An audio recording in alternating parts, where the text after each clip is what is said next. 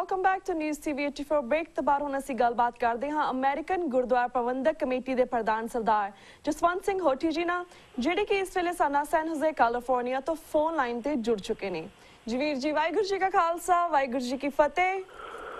ਹਾਂਜੀ ਭੈਣ ਜੀ, ਤੁਹਾਨੂੰ ਅਤੇ ਟੀਵੀ 84 ਦੇ ਸਮੂਹ ਸਰੋਤਿਆਂ ਨੂੰ ਵਾਹਿਗੁਰੂ ਜੀ ਕਾ ਖਾਲਸਾ, ਵਾਹਿਗੁਰੂ ਜੀ ਕੀ ਫਤਿਹ ਜੀ। ਵੀਰ ਜੀ, ਅੱਜ ਸਭ ਤੋਂ ਪਹਿਲਾਂ ਗੁਰੂ ਅਰਜਨ ਸਾਹਿਬ ਜੀ ਦੇ ਸ਼ਹੀਦੀ ਦਿਨ ਦੇ ਮੌਕੇ ਤੁਸੀਂ ਸਿੱਖ ਸੰਗਤਾਂ ਨੂੰ ਕੀ ਕਹਿਣਾ ਚਾਹੋਗੇ?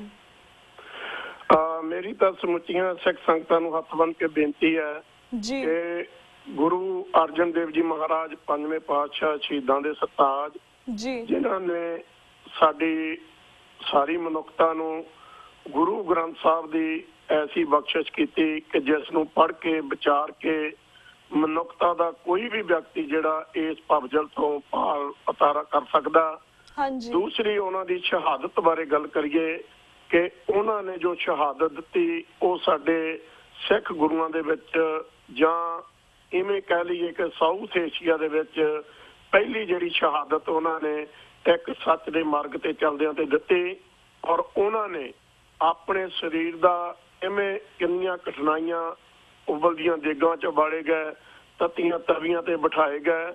ਔਰ ਉਹਨਾਂ ਨੇ ਮਨੁੱਖਤਾ ਨੂੰ ਇੱਕ ਸੱਦਾ ਦਿੱਤਾ ਕਿ ਸਾਡੇ ਸਬਰ ਦੀ ਜਿਹੜੀ ਪਰਖ ਆ ਉਹ ਨਹੀਂ ਸਾਡੀ ਸਿੱਖ ਕੌਮ ਨੂੰ ਸਿਖਾਈ ਕਿ ਭਾਈ ਇੰਨਾ ਅਸੀਂ ਜਿਹੜਾ ਉਹ ਸਬਰ ਕਰ ਸਕਦੇ ਹਾਂ। ਜੀ ਹਾਂਜੀ। ਤੇ ਵੀਰ ਜੀ, ਹੁਣ ਅਸੀਂ ਬਾਕੀ ਪੰਥਕ ਮੁੱਦਿਆਂ ਉੱਪਰ ਜਿਸ ਤਰ੍ਹਾਂ ਜੂਨ 84 ਦੀ 30ਵੀਂ ਯਾਦ ਦੇ ਮੌਕੇ 6 ਜੂਨ ਨੂੰ ਸ਼੍ਰੀ ਅਕਾਲ ਤਖਤ ਸਾਹਿਬ ਤੇ ਜਿਹੜੀ ਦੁਖਦਾਈ ਘਟਨਾ ਵਾਪਰੀ ਹੈ, ਇਸ ਬਾਰੇ ਤੁਸੀਂ ਕੀ ਵਿਚਾਰ ਰੱਖਦੇ ਹੋ? ਮੈਂ ਸਮਝਦਾ ਜੀ ਵੀ 30 ਸਾਲ ਹੋ ਗਏ ਸੀ ਉਸ ਘਟਨਾ ਨੂੰ। ਜਿਹੜਾ ਅਕਾਲ ਤਖਤ ਸਾਹਿਬ ਤੇ ਅਟੈਕ ਹੋਇਆ, ਉਸ ਤੋਂ ਬਾਅਦ ਨਵੰਬਰ 84 ਦੇ ਵਿੱਚ ਦਿੱਲੀ ਦੇ ਵਿੱਚ ਸਿੱਖਾਂ ਦਾ ਕਤਲੇਆਮ ਹੋਇਆ। ਔਰ ਸਾਰੀ ਦੁਨੀਆ ਜਿੱਥੇ ਜਿੱਥੇ ਕੋਨੇ ਦੇ ਵਿੱਚ ਕੋਈ ਸਿੱਖ ਬੈਠੇ ਸੀ, ਉਹਨਾਂ ਨੇ 30 ਸਾਲ ਪਹਿਲਾਂ ਹੋਏ ਇਸ ਦਿਖਾਂਤ ਨੂੰ ਯਾਦ ਕਰਦਿਆਂ ਬਹੁਤ ਵੱਡੇ ਜਿਹੜੇ ਪ੍ਰੋਗਰਾਮ ਬਾਹਰਲੇ ਮੁਲਕਾਂ ਦੇ ਵਿੱਚ ਲਿਖੇ। ਔਰ ਸਾਰੀ ਦੁਨੀਆ ਦੀਆਂ ਜਿਹੜੀਆਂ ਨਜ਼ਰਾਂ ਸੀ ਉਹ ਇਸ ਪ੍ਰੋਗਰਾਮ ਤੇ ਸੀ ਕਿ ਜੋ ਅਕਾਲ ਤਖਤ ਸਾਹਿਬ ਦੇ ਉੱਤੇ ਬੜੇ ਚਿਰਾਂ ਬਾਅਦ ਇਹ ਮੌਕਾ ਮਿਲਿਆ ਸੀ ਕੌਮ ਨੂੰ ਕਿ ਕੁਝ ਸਾਲ ਪਹਿਲਾਂ ਜਿਹੜਾ ਉਹ ਸਾਡੇ ਸ਼ਹੀਦਾਂ ਦਾ ਜਿਹੜਾ ਅਖੰਡ ਪਾਠ ਅਕਾਲ ਤਖਤ ਸਾਹਿਬ ਦੇ ਉੱਤੇ ਪਾਉਣਾ ਸ਼ੁਰੂ ਕੀਤਾ। ਪਰ ਸਾਨੂੰ ਬੜੀ ਸਿੱਖ ਕੌਮ ਨੂੰ ਇਸ ਗੱਲ ਦੀ ਸ਼ਰਮਿੰਦਗੀ ਆ ਕਿ ਜੋ ਕੁਛ ਉਸ ਦਿਨ ਵਾਪਰਿਆ ਉਹਦੇ ਵਿੱਚ ਕਿਸੇ ਇੱਕ ਧਿਰ ਦਾ ਜਿਹੜਾ ਸਾਨੂੰ ਨਹੀਂ ਲੱਗਦਾ ਕਸੂਰ, ਪਰ ਉਹਦੇ ਵਿੱਚ ਜਿਹੜੀ ਸਾਡੀ ਰਾਏ ਸੀ ਕਿ ਅਗਰ ਅਕਾਲ ਤਖਤ ਸਾਹਿਬ ਦੇ ਜਥੇਦਾਰ ਸਰਦਾਰ ਸਿਮਰਨਜੀਤ ਸਿੰਘ ਮਾਨ ਨੂੰ ਇਹ ਗੱਲ ਕਹਿਣ ਆਏ ਸੀ ਕਿ ਭਾਈ ਜੋ ਇੱਥੇ ਅੱਜ ਡਿਸਟਰਬੈਂਸ ਹੈ ਉਹਨੂੰ ਤੁਸੀਂ ਉਠਾਓ, ਤੇ ਸਾਡੇ ਖਿਆਲ ਮੁਤਾਬਕ ਉਹਨਾਂ ਨੂੰ ਜਿਹੜਾ ਮਾਈਕ ਦੇ ਦੇਣਾ ਚਾਹੀਦਾ ਸੀ। ਪਰ ਜਿਵੇਂ ਉਹਨਾਂ ਨੂੰ ਬਦਨਾਮ ਕਰਨ ਦੀ ਕੋਸ਼ਿਸ਼ ਕੀਤੀ ਗਈ, ਇਹ ਵੀ ਇੱਕ ਗਲਤ ਤਰੀਕਾ ਸੀ।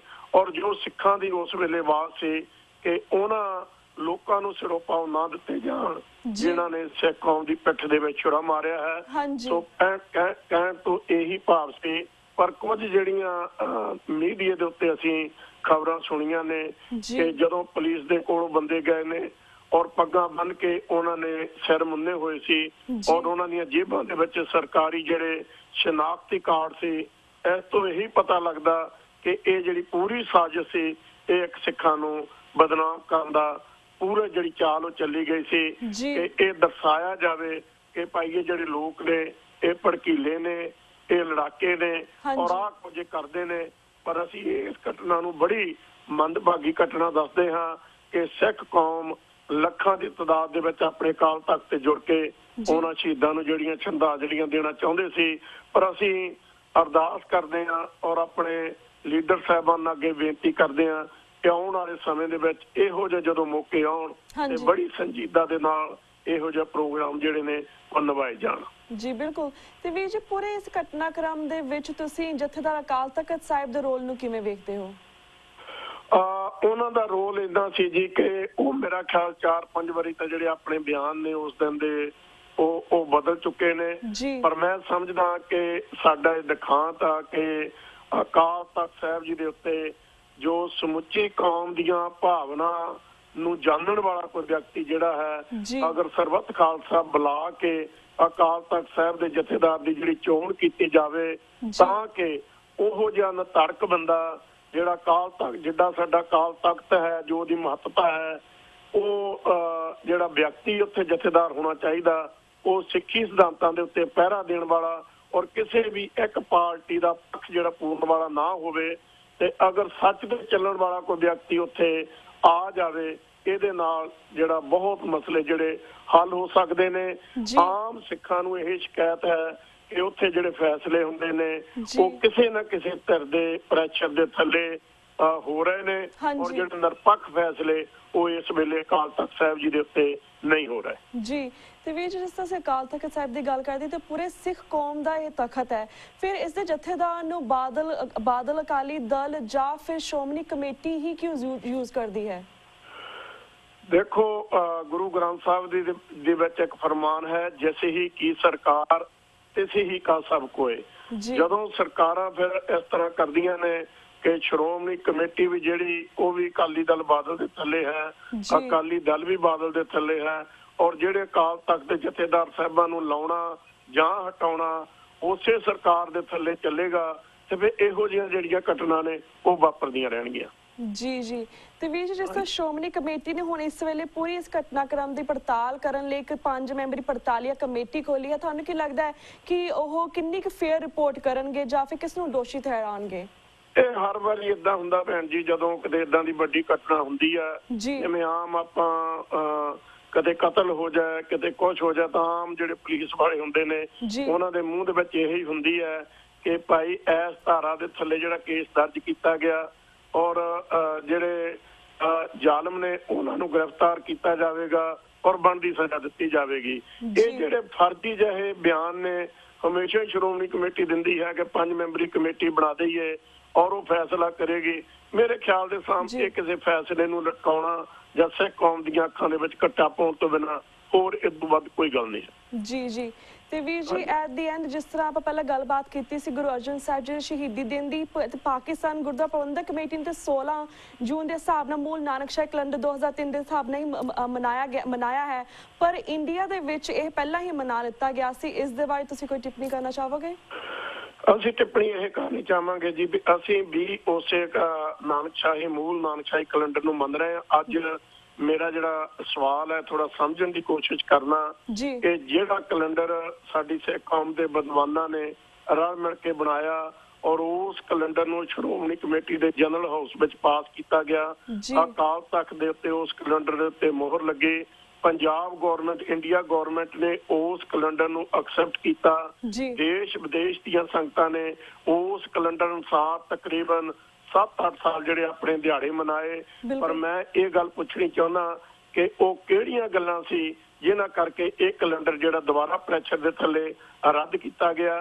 ਔਰ ਅਸੀਂ ਸਪੈਸ਼ਲੀ ਜਥੇਦਾਰ ਗੁਰਬਚਨ ਸਿੰਘ ਜੀ ਉਹਨਾਂ ਨੂੰ ਅਮਰੀਕਾ ਦੇ ਦੌਰੇ ਤੇ ਮਿਲੇ ਵੀ ਸੀ ਔਰ ਉਹਨਾਂ ਨੂੰ ਬੇਨਤੀ ਵੀ ਕੀਤੀ ਸੀ ਕਿ ਅਸੀਂ ਜਿਸ ਨਾਨਕਸ਼ਾਹੀ ਕੈਲੰਡਰ ਦੇ ਮਤੇ ਉੱਤੇ 5 ਤਖਤਾਂ ਦੇ ਜਥੇਦਾਰਾਂ ਦੇ ਸਾਈਨ ਨੇ, ਅਸੀਂ ਉਸੇ ਕੈਲੰਡਰ ਨੂੰ ਮੰਨ ਰਹੇ ਹਾਂ ਔਰ ਇਸ ਕੈਲੰਡਰ ਨੂੰ ਦੁਬਾਰਾ ਜਿਹੜਾ ਹੈ ਉਹ ਪ੍ਰੋਸੈਸ ਦੇ ਵਿੱਚ ਲਿਆ ਕੇ ਕੋਈ ਵਿਦਵਾਨਾਂ ਦੀ ਬੈਠਕ ਹੁੰਦੀ ਹੈ, ਠੀਕ ਹੈ, 1-2 ਦੇ ਵਿੱਚ ਸੋਧਾ ਕਰਨ ਵਾਲੀਆਂ ਨੇ ਉਹ ਉਹੀ ਵਿਦਵਾਨ ਕਰ ਸਕਣ ਜਿਹੜੇ ਇਸ ਬਰੀਕੀ ਨੂੰ ਸਮਝਦੇ ਨੇ। ਪਰ ਜੋ ਕੁਝ ਅੱਜ ਕੁਝ ਹੋ ਰਿਹਾ ਹੈ ਉਹ ਸਿਰਫ ਅੰਡਰ ਪ੍ਰੈਸ਼ਰ ਹੋ ਰਿਹਾ ਹੈ।